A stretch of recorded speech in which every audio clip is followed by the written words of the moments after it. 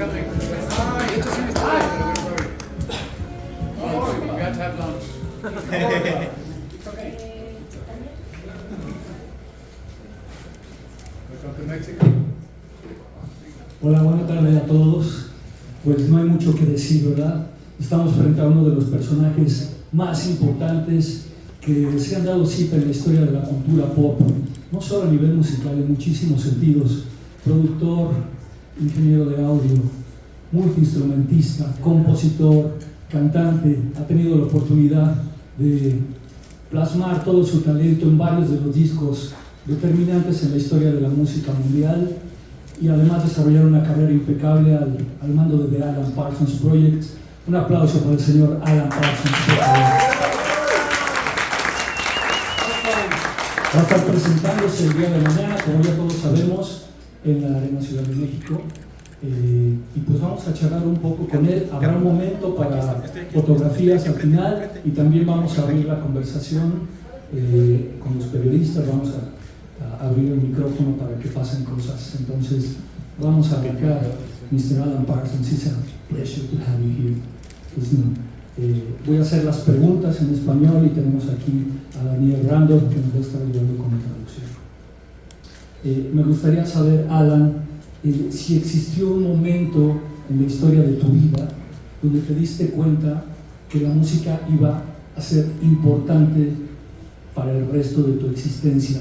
No sé si escuchaste un disco o una canción en especial que te hizo detonar todo y que cambiara tu vida. Mr. Parsons. The only one I understood was disco. That doesn't mean record. Yes. Disco means record, and the question is, was there any moment in your life where you realized music was going to be such an important thing for you? Any record in particular or any song that made you feel like, wow, there's something that's going on, I'm going to do something with music? I was brought up in a very musical family.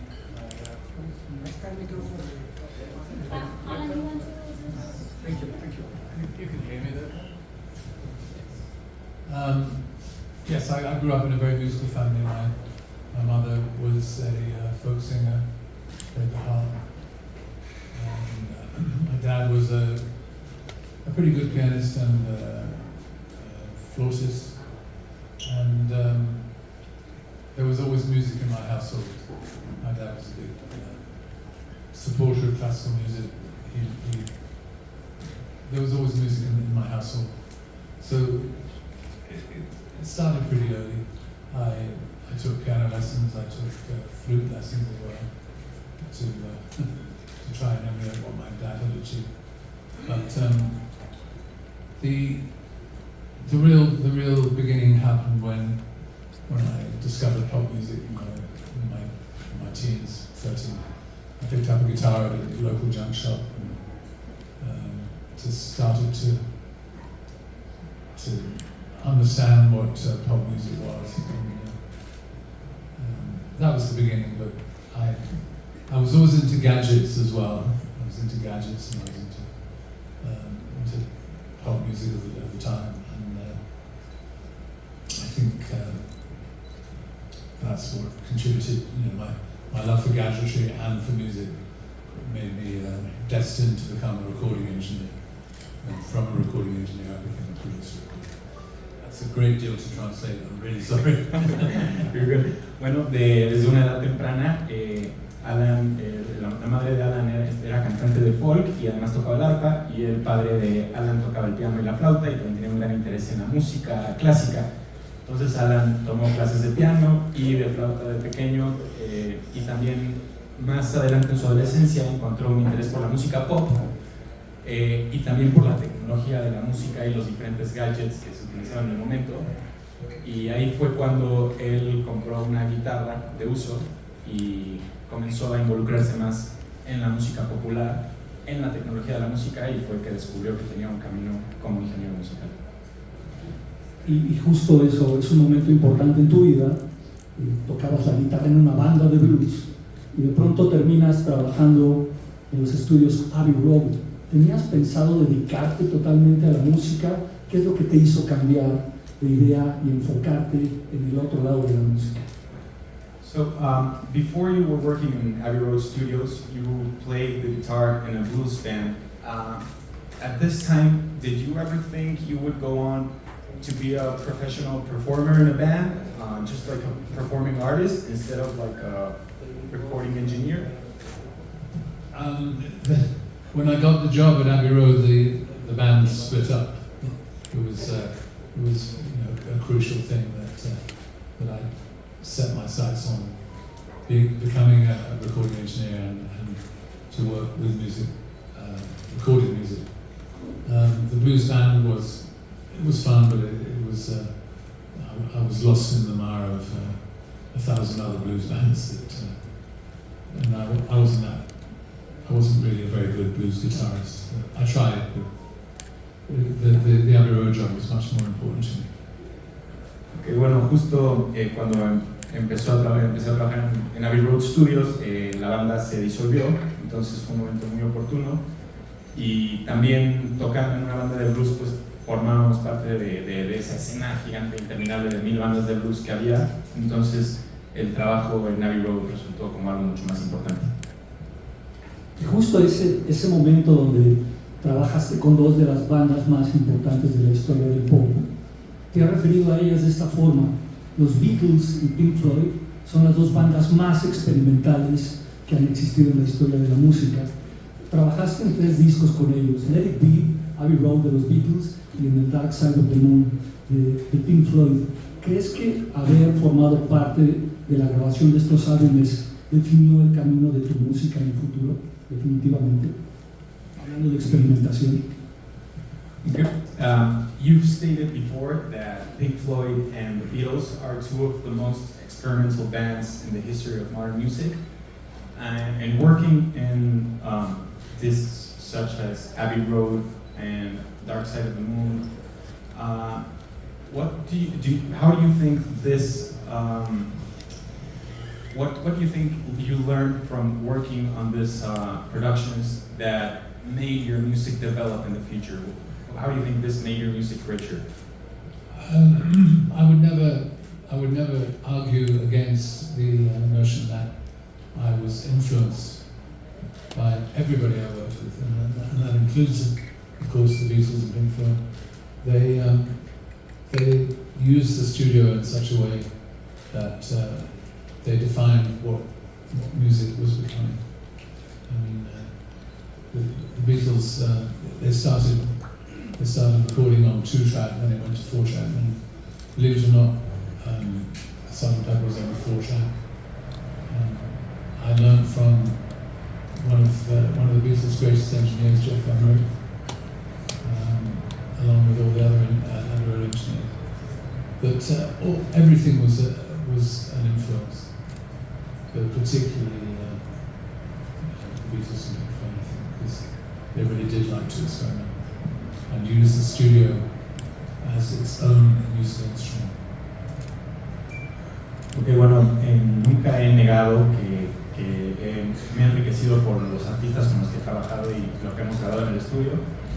Y con los Beatles fue muy interesante pasar de las grabaciones a 2 cintas a las grabaciones a 4 cintas, eso fue un momento a destacar. Y también el hecho de que los Beatles usaban el estudio como un instrumento más. Ellos se desenvolvían ahí y básicamente usaban el estudio como un instrumento más. Entonces, siempre he aprendido de esos proyectos. Alan, ¿quién es tu Beatle favorito y por qué? ¿Quién es su Beatle favorito y por qué? Alan, who's your favorite Beatle and why? I like them all, of course, but I think the one that I got to know best was Paul, because I sensed that he was the main driving force on the Abbey Road album. I went on to work with him as Paul McCartney on River Speedway and singles High High Highs, My Love, and so yeah, he was my favorite, and We were friends too. We lived quite close to each other in the south of England. He would have parties, which we would go to, lunch parties, dinner parties. So we got to know each other very well. Social. That was in the Linda period, before Heather and before any of these other encounters with females. Okay. Mantuve muy buena relación con los 4 integrantes, pero a lo largo de la grabación del disco de Abbey Road encontré que tuve una mejor relación con Paul, ya que él era el motor de este proyecto, y posteriormente mantuve una cercana relación con Paul en el aspecto también social, ya que los dos vivíamos bastante cerca en el sur de Inglaterra. Entonces en este periodo, que fue el periodo de Linda McCartney, también pudimos compartir mucho y mucho tiempo social, y también trabajé algo de su material como solista, y mantenemos una buena relación. Hace no mucho tiempo, apenas 2 años, Roger Waters retomó este mítico disco de Dark Side of the Moon para hacer una lectura nueva. No sé cómo tomaste tú esta posición, escuchaste el disco, te gustó cómo lo retrabajó, ¿qué piensas al respecto? En general, de retomar un disco viejo y volverlo a hacer, ¿qué piensas de esto? Some 2 years ago, Roger Waters went on to over a remake of the Dark Side of the Moon record. What do you think about this newer version? Did you listen to it? Did you like it or not? And what do you think in general about reworking older albums, older records? Let me just say that I prefer the original. Les diré que prefiero el original. I think covers, cover versions, remakes, generally speaking, they don't really succeed. If something becomes a hit, then it became a hit for a reason. There's no good reason to remake it. I mean, I'm not saying don't do it, but to expect the same degree of success with the cover version, I think is unrealistic. Con respecto a los covers y a las nuevas versiones o regrabaciones de proyectos pasados, creo que es muy difícil alcanzar el resultado original. Si algún tema o algún disco se volvió un éxito internacional, pues fue por un motivo, y va a ser difícil alcanzar esto. Tampoco es que no se deba hacer, pero en la mayoría de los casos no va a alcanzar el nivel que tuvo la obra original. En este sentido, ¿de qué manera abordas tus canciones como de Alan Parsons Project en vivo?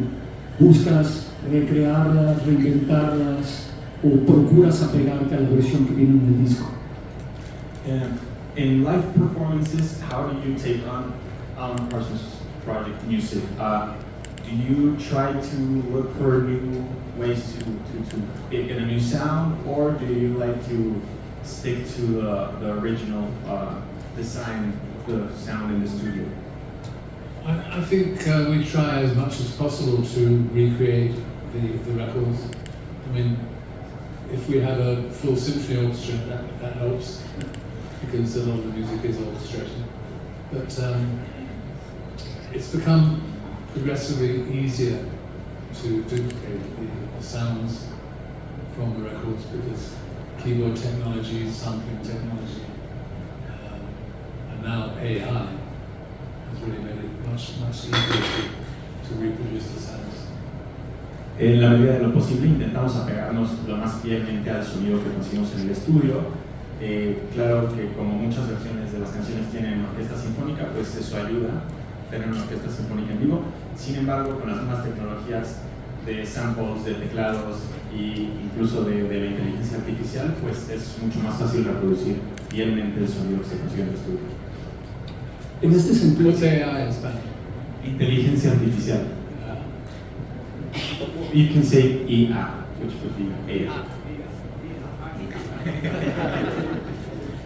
En este sentido, justo hablando de la inteligencia artificial, la IA, los Beatles acaban de hacer la que denominan su última canción, Y bueno, las herramientas en el estudio de grabación han avanzado muchísimo, existe el autotune, muchas herramientas. Algunos piensan que esto hace que estemos rodeados o enfrentándonos ante artistas menos talentosos que antes. ¿Qué opinas del uso de estas herramientas en el estudio de grabación y qué tanto impacto están teniendo en nosotros, los escuchas ordinarios, que ni siquiera nos enteramos de qué herramientas están echando mano? We're talking about AI and the newest, latest The Beatles song is coming out. What do you think has changed or evolved in the work in studio thanks to these newer technologies, and how do you think that affects the listeners part of the industry? Like, we probably don't even know what's going on, and does this make artists less competent or less skilled? I think ER is a very young technology, particularly in music. And I mean, we've only been talking about it for about a year, no more than that. And I think it's exciting, but at the same time it's puzzling, because we really can hear a song on the radio and say, well, did the guy write it? Did he sing it? Or did some computer write it and sing it? It's an interesting time. I really hope that the real talent, the artists, the singers, the songwriters, will continue to be recognized and get credit, and that the labels and computers and whatever ER is contributing to will not steal money from them. That would be very sad. Pero siendo una tecnología tan joven y más en el campo de la música, donde llevamos apenas un año trabajando con ella, creo que es al mismo tiempo emocionante y desconcertante, ya que pues bueno, podemos escuchar una canción y no podemos saber si el artista la compuso, la escribió, no siquiera si él la cantó, pero tenemos esperanza en que en el futuro los compositores, cantantes, escritores sigan siendo reconocidos y que las grandes disqueras y la tecnología pues no les quite el trabajo y el dinero a estas personas y que estos mismos artistas no pierdan el talento que tienen. Hablando de la inteligencia artificial y refiriéndonos al documental que hizo Peter Jackson de los Beatles, Give the Get Back, con la ayuda de esta tecnología, ¿qué sentiste al verte?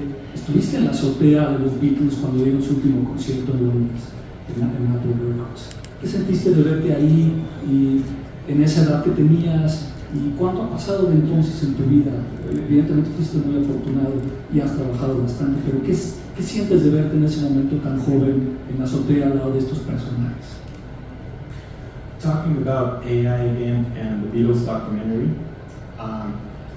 looking at these scenes in the rooftop at the Beatles' last concert, what do they make you feel?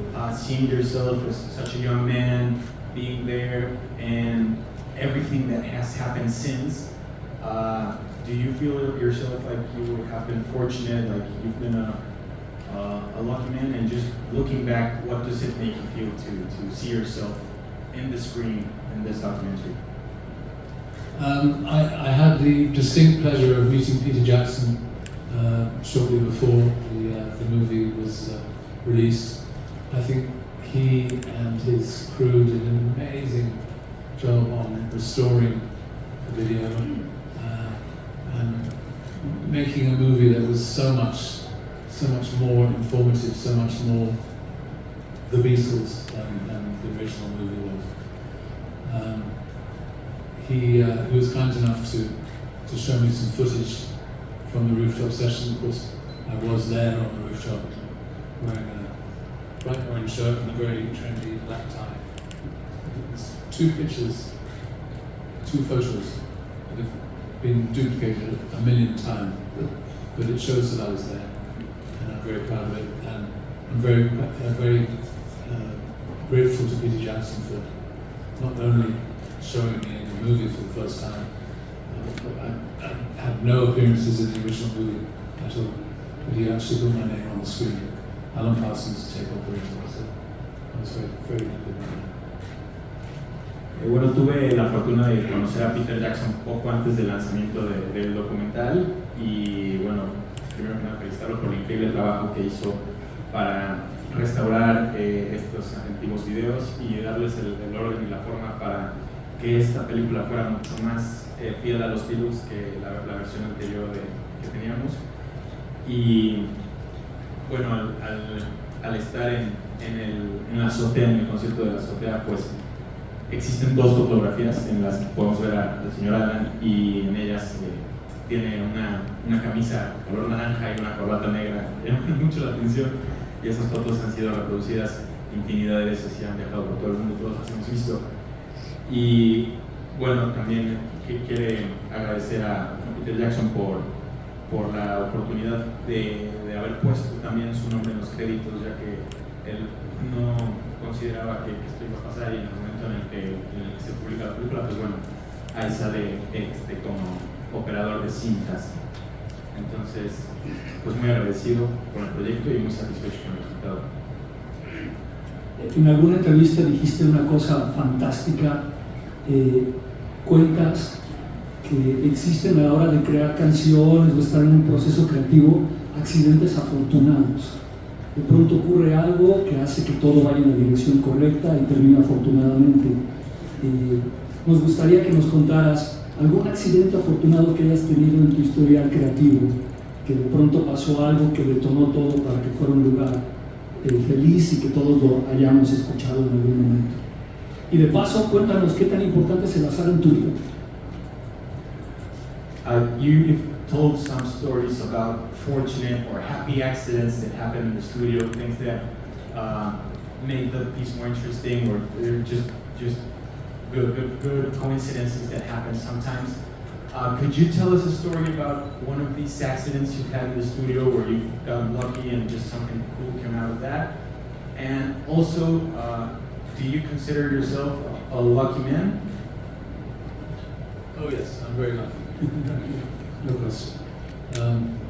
I heard the word accidenti fortunato, which is it's happy accident in English. A lot of things happen in the studio which you don't intend, and I think maybe on Dark Side of the Moon, one of them was a vocal effect on the girls that we discovered when we put these voices through a processing box which was called the frequency translator, that it produced a really nice effect, which is kind of a trademark on the album. I did a fair amount of work on Dark Side of the Moon without the band being there. For example, the On the Run sequence was my second engineer was running around the studio. I didn't really expect that would be used on the album, but they loved it and went with it even though they weren't there. And I'm trying to remember other happy accidents.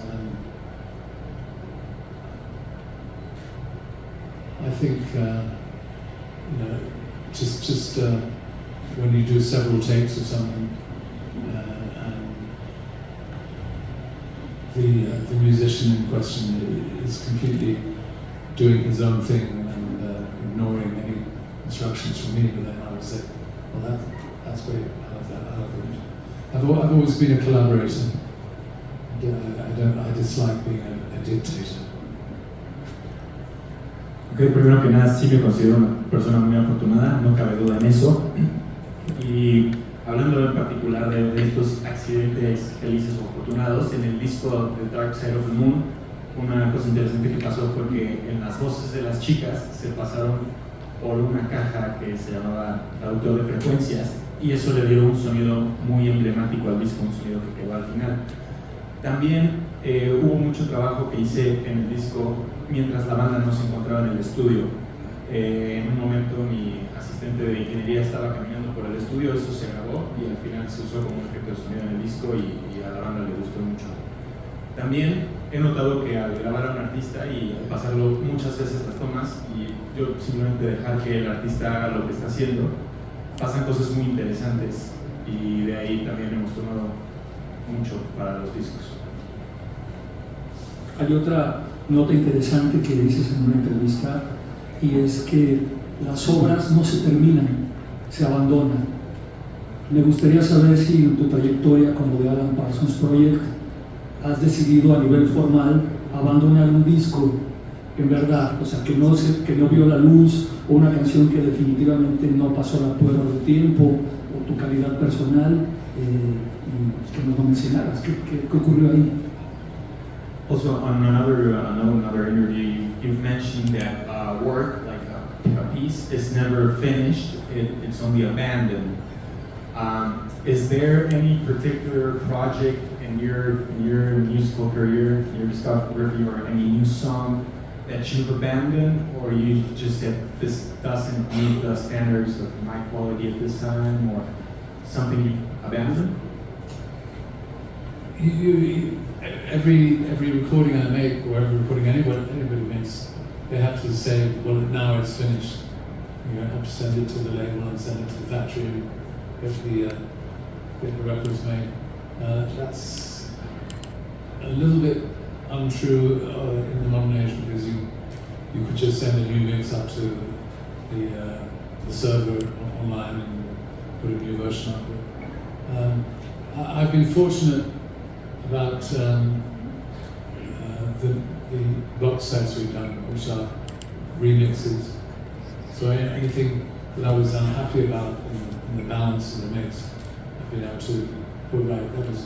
That was very obvious on Tales of Mystery and Imagination, the first album. I had the opportunity to make some additions, do new remixes. So we just released Pyramid, which is a new version as a box set, and iRobot is coming in the summer of this year, new edition. So yes, I do get the chance to correct my own mistakes as I see fit. Sí, bueno, en estos tiempos la música cambió un poco y también es mucho más fácil accesar a estas plataformas de streaming y lanzar contenido cuando, bueno, antes sí se tenía que determinar, bueno, este proyecto está terminado, se manda a la disquera y se distribuye, ¿no? Pero también con los remixes y nos dan la oportunidad como productores de volver a trabajar en algo que ya habíamos hecho, que ya habíamos terminado y nos permite de alguna manera corregir los errores de nuestro pasado y también me siento afortunado de poder haber hecho eso. Venimos hablando de técnicas de grabación nuevas, artistas que están surgiendo, pues hay mancuernas bien interesantes, ¿no? Como la de Billie Eilish con su hermano productor Phineas. Me pregunto si escuchas música reciente y qué piensas de las producciones, cómo suenan hoy día, qué piensas de sus rangos dinámicos y de cómo afectan a la escucha, ¿no? ¿Qué tanto ha cambiado la producción? ¿Qué tan pendiente estás de eso? With the new technologies in recording and in the studio, and these newer production teams such as Billie Eilish with her sister Phineas, what do you make out of this? Do you enjoy more modern music? Do you listen to modern music? And what do you think about these newer dynamic range and the way we perceive them as listeners? I listen to a certain amount of new music, usually in my car. The atmosphere at home is normally movies, not music. But I do listen in the car, and I like a lot of new music. But I tuned into the Grammy Awards just a few weeks ago, and there were so many artists I hadn't even heard of, which is terrifying, really. But there's some good music out there, some good melodic music, some good artists, good bands. But I think there's a lot of music that relies too much on dance choreography than real music. Bueno, sí, me gusta escuchar música nueva, principalmente escucho la música nueva en mi coche, ya que en la casa veo unas películas. Y apenas hace un par de semanas me sintonicé los Grammys y me di cuenta de que había una infinidad de artistas que yo no conocía, y eso es aterrador, al mismo tiempo emocionante, pero por supuesto que creo que hay muy buena música nueva, por supuesto que disfruto escucharla, y al mismo tiempo creo que en estos tiempos modernos la música muchas veces depende más de la coreografía del artista que de la música misma, y creo que hay que darle más peso al artista como músico y menos a la parte visual o coreográfica de los shows. Alan, mañana te presentas en la Arena Ciudad de México. ¿Qué es lo que más disfrutas de estar en escena, de andar de gira por el mundo? ¿Qué es lo que sigue excitándote más de todo este aparato, de toda esta escenografía? Tomorrow you're going to be playing in Mexico City Arena. What's the thing you enjoy the most about being on stage and performing live, and how exciting is this for you nowadays? There's nothing to dislike about being on the stage and being appreciated by a great audience. The Mexican audiences have always been fantastic. It's always a privilege and a real pleasure to come back. I'm very much looking forward to the show tomorrow. It's tomorrow, right?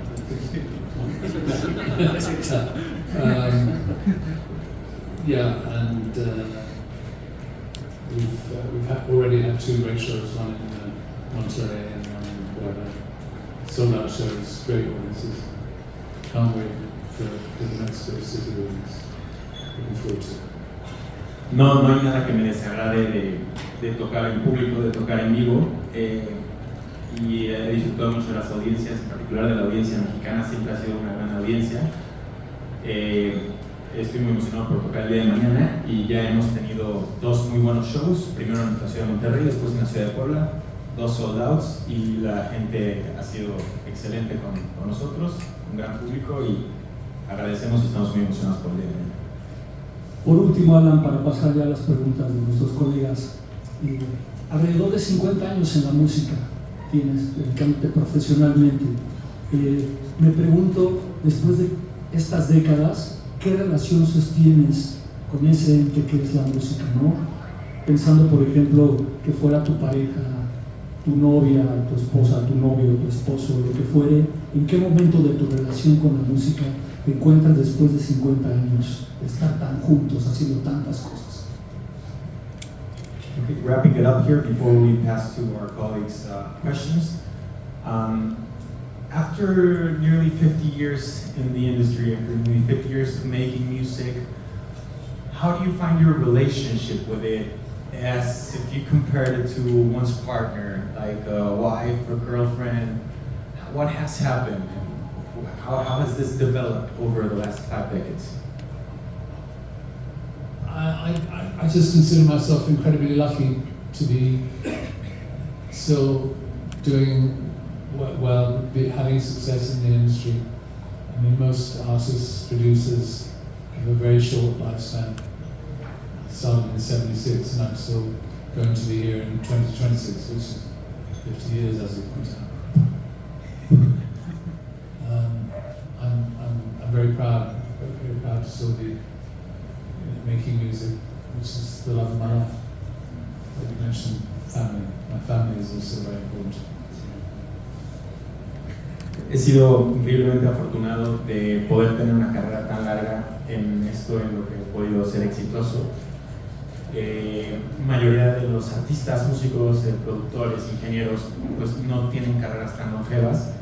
Entonces el poder estar aquí, habiendo comenzado en 1976, y el hecho de que seguiré aquí con ustedes en 2026, que son 50 años, como comentamos, me hace sentir muy afortunado y muy agradecido de poder seguir haciendo lo que es el amor de mi vida, que es la música. Y también es muy importante mencionar el apoyo que he recibido de mi familia en estos años. El señor Alan Parsons, un aplauso, por favor.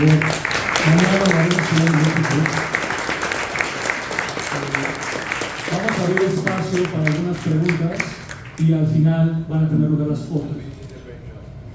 Un aplauso para Daniel Rando, dice que es un gran para la es cierto, gracias Daniel. Entonces, no sé quién va a pasar primero. what do you feel, person, Mexican person